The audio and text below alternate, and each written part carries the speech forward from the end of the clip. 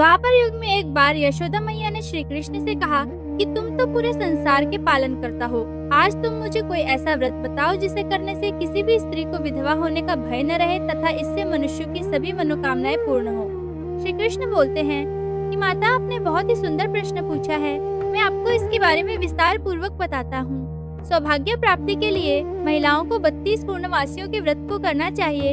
इससे उनकी सभी मनोकामनाएं पूर्ण होती हैं और उन्हें सौभाग्यवती होने का आशीष मिलता है। अब मैं आपको इससे जुड़ी हुई कथा सुनाता हूँ। इस भूमंडल पर एक अत्यंत प्रसिद्ध राजा चंद्रहास से पालित अनेक प्रकार के रत्नों से परिपूर्ण कातिका नाम की एक नगरी थी। वहाँ पर धनेश्वर नाम का एक ब्राह्मण था और उसकी स्त्री अति सुशीला रूपवती थी। दोनों ही उस नगरी में बड़े प्रेम के हजार निकाला साथ रहते थे। घर में धन धान्य आदि की कमी नहीं थी, लेकिन उनको एक बड़ा दुख था कि उनकी कोई संतान नहीं थी। इस कष्ट से वो अत्यंत दुखी रहते थे। एक दिन एक बड़ा तपस्वी योगी उस नगरी में आया। वह योगी उस ब्राह्मण के घर को छोड़कर अन्य सब घरों से भिक्षा लाकर भोजन किया करता था, लेकिन रूपवती से वह भिक्षा नहीं लिया करता था। एक समय वह किसी अन्य घर से भिक्षा लेकर गंगा किनारे जाकर भिक्षान्न को प्रेम पूर्वक खा रहा था। तभी धनेश्वर ने योगी को देखा और अपनी भिक्षा के अनादर से दुखी होकर योगी से बोला, महात्मन, आप सब घरों से भिक्षा लेते हैं, परंतु मेरे घर की भिक्षा कभी भी नहीं लेते। इसका कारण क्या है? योगी ने कहा कि निःसंतान के घर की भीख पतितों के अन्न के तुल्य होती है और जो पतितों का अन्न खाता है वह भी पतित हो जाता है। क्योंकि तुम निःसंतान हो, अतः पतित हो जाने के भय से मैं तुम्हारे घर की भिक्षा नहीं लेता हूँ। धनेश्वर ये बात सुनकर अपने मन में बहुत दुखी हुआ और हाथ जोड़कर योगी के पैरों पर गिर पड़ा तथा आर्त भाव से कहने लगा, हे महाराज, यदि ऐसा है तो आप मुझको पुत्र प्राप्ति का उपाय बताइए। आप सर्वज्ञ हैं, मुझ पर अवश्य ही यह कृपा कीजिए। धन की मेरे घर में कोई कमी नहीं, परंतु मैं पुत्र न होने के कारण अत्यंत दुखी हूँ। आप मेरे इस दुख का हरण करें, आप सामर्थ्यवान हैं। यह सुनकर योगी कहने लगे, हे ब्राह्मण, तुम चंडी देवी की आराधना करो। घर आकर उसने अपनी स्त्री से सब वृत्तांत कहा और स्वयं तप के निमित्त वन में चला गया। वन में जाकर उसने चंडी देवी की उपासना की और उपवास किया। चंडी देवी ने 16वें दिन उसको स्वप्न में दर्शन दिया और कहा, हे धनेश्वर, तुझे पुत्र होगा, परंतु वह 16 वर्ष की आयु में ही मृत्यु को प्राप्त हो जाएगा। यदि तुम दोनों पति पत्नी 32 पूर्णमासियों का व्रत विधि पूर्वक करोगे तो वह दीर्घायु होगा। जितनी तुम्हारी सामर्थ्य हो उतने आटे के दिए बनाकर शिव जी का पूजन करना और पूर्णमासी का व्रत रखना। प्रातः काल होने पर इस स्थान के समीप ही तुम्हें एक आम का वृक्ष दिखाई देगा। उस पर चढ़कर एक फल तोड़कर शीघ्र अपने घर चले जाना और अपनी स्त्री से सब वृत्तांत कहना।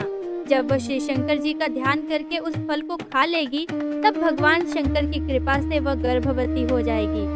जब वह ब्राह्मण प्रातः काल उठा तो उसने उस स्थान के पास ही एक आम का वृक्ष देखा, जिस पर एक आम का फल लगा हुआ था। उस ब्राह्मण ने उस आम के वृक्ष पर चढ़कर उस फल को तोड़ने का प्रयत्न किया, परंतु कई बार प्रयत्न करने पर भी वह वृक्ष पर न छात पाया। तब उस ब्राह्मण को बहुत चिंता हुई और वह विघ्न विनाशक श्री गणेश जी की वंदना करने लगा और बोला, हे दयानिधे, अपने भक्तों के विघ्नों का नाश करके उनके मंगल कार्य को करने वाले, दुष्टों का नाश करने वाले, बुद्धि सिद्धि को देने वाले, आप मुझ पर कृपा करके इतना बल दें कि मैं अपने मनोरथ को पूर्ण कर सकूं। इस प्रकार गणेश जी की प्रार्थना करने पर उनकी कृपा से धनेश्वर वृक्ष पर चढ़ गया और उसने एक अति सुंदर आम का फल देखा। उसने विचार किया कि जो वरदान से फल मिला था वह यह है और कोई फल दिखाई नहीं देता। उस धनेश्वर ब्राह्मण ने जल्दी से उस फल को तोड़कर अपनी स्त्री को लाकर दिया और उसकी स्त्री ने अपने पति के कथनानुसार उस फल को खा लिया। इसके पश्चात वह गर्भवती हो गई। देवी जी की असीम कृपा से उसे एक अत्यंत सुंदर पुत्र की प्राप्ति हुई, जिसका नाम उन्होंने देवीदास रखा। माता पिता के हर्ष और शोक के साथ वह बालक शुक्ल पक्ष के चंद्रमा की भांति बढ़ने लगा। भवानी की कृपा से वह बालक बहुत ही सुंदर, सुशील और पढ़ने में बहुत ही निपुण हो गया। चंडी देवी की आज्ञा अनुसार उसके माता पिता ने 32 पूर्णमासी का व्रत रखना प्रारंभ कर दिया था, जिससे उसका पुत्र दीर्घायु हो जाए। 16वां वर्ष लगते ही देवीदास के माता पिता को बड़ी चिंता हो गई कि कहीं उनके पुत्र की इस वर्ष मृत्यु न हो जाए। इसलिए उन्होंने अपने अपने मन में विचार किया कि यदि यह दुर्घटना उनके सामने हो गई तो वे कैसे सहन कर सकेंगे। उन्होंने देवीदास के मामा को बुलाया और कहा कि हमारी इच्छा है कि देवीदास 1 वर्ष तक काशी में जाकर विद्याध्ययन करे और हम उसको अकेला भी नहीं छोड़ना चाहते, इसीलिए साथ में तुम चले जाओ और 1 वर्ष के पश्चात इसको वापस लौटा लाना। सब प्रबंध करके उसके माता पिता ने काशी जाने के लिए देवीदास को एक घोड़े पर बैठाकर उसके मामा को उसके साथ विदा कर दिया। धनेश्वर ने अपनी पत्नी के साथ अपने पुत्र की मंगल कामना तथा दीर्घायु के लिए भगवती दुर्गा की आराधना और पूर्णमासियों का व्रत करना आरंभ कर दिया। इस प्रकार उन्होंने 32 पूर्णमासी का व्रत पूरा किया। कुछ समय पश्चात एक दिन वह दोनों मामा और भांजा मार्ग में रात्रि बिताने के लिए किसी ग्राम में ठहरे हुए थे। उस दिन उस गांव में एक ब्राह्मण की अत्यंत सुंदरी, सुशीला, विदुषी और गुणवती कन्या का विवाह होने वाला था। जिस धर्मशाला के अंदर वर और उसकी बारात ठहरी हुई थी, उसी धर्मशाला में देवीदास और उसके मामा भी ठहरे हुए थे। संयोगवश कन्या को तेल आदि चढ़ाकर मंडप आदि का कृत्य किया जा रहा था, लेकिन लगने के समय वर को धनुर्वात, एक वायु रोग जिसमें शरीर धनुष की तरह झुककर टेढ़ा हो जाता है, हो गया। इस कारण वर के पिता ने अपने कुटुंबियों से परामर्श करके निश्चय किया कि यह देवीदास मेरे पुत्र जैसा ही सुंदर है, मैं इसके साथ ही लग्न करा देता हूँ और बाद में विवाह के अन्य कार्य मेरे लड़के के साथ हो जाएंगे।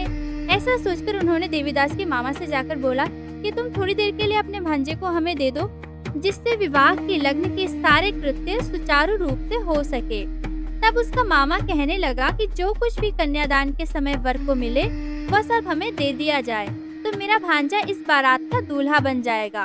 यह बात वर के पिता ने स्वीकार कर ली और उसने अपने भांजे को वर बनने के लिए भेज दिया और उसके साथ सब विवाह कार्य रात्रि में विधि पूर्वक संपन्न हो गया। पत्नी के साथ वह भोजन न कर सका और अपने मन में सोचने लगा कि न जाने यह कैसी स्त्री होगी। वह लगा ये एकांत में किसी सोच में पाज गया तथा उसकी आंखों में आंसू आ गए। तब वधू ने पूछा कि क्या बात है, आप इतने उदासीन व दुखी क्यों हो रहे हैं? तब उसने सब बातें जो वर के पिता उसके मामा में हुई थी उसको बतला दी। तब कन्या कहने लगी कि यह ब्रह्म विवाह के विपरीत कैसे हो सकता है। देव, ब्राह्मण और अग्नि के सामने मैंने आपको ही अपना पति बनाया है, इसलिए आप ही मेरे पति हैं। मैं आपकी ही पत्नी रहूंगी, किसी अन्य की कदापि नहीं। तब देवीदास ने कहा, ऐसा मत करिए, क्योंकि मेरी आयु बहुत कम है। मेरे पश्चात आपकी क्या गति होगी, इन बातों को अच्छी तरह विचार लो। परंतु वह दृढ़ विचार वाली स्त्री थी, बोली कि जो आपकी गति होगी वही मेरी गति होगी। हे स्वामी, आप उठिए और भोजन करिए, आप निश्चय ही भूखे होंगे। इसके बाद देवीदास और उसकी पत्नी दोनों ने भोजन किया तथा शेष रात्रि वे सोते रहे। प्रातःकाल देवीदास ने अपनी पत्नी को 3 नगों से जड़ी हुई एक अंगूठी दी, एक रुमाल दिया और बोला, हे प्रिय, इसे लो और संकेत समझकर स्थिर चित्त हो जाओ। मेरा मरण और जीवन जानने के लिए एक पुष्प वाटिका बना लो, उसमें सुगंधि वाली एक नवमल्लिका लगा लो। उसको प्रतिदिन जल से सिंचा करो और आनंद के साथ खेलो, कूदो तथा उत्सव मनाओ।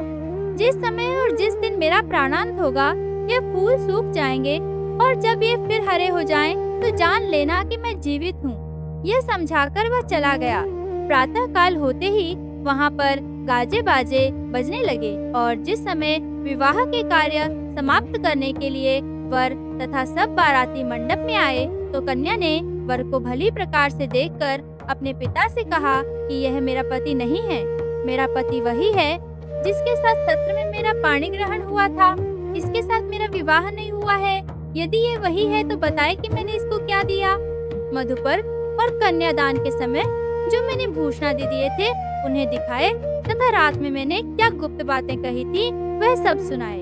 पिता ने उसके कथनानुसार वर को बुलवाया गया। कन्या की यह सब बातें सुनकर वह कहने लगा कि मैं कुछ नहीं जानता। इसके पश्चात लज्जित होकर वह वहाँ से चला गया और सारी बारात भी अपमानित होकर वहाँ से लौट गई।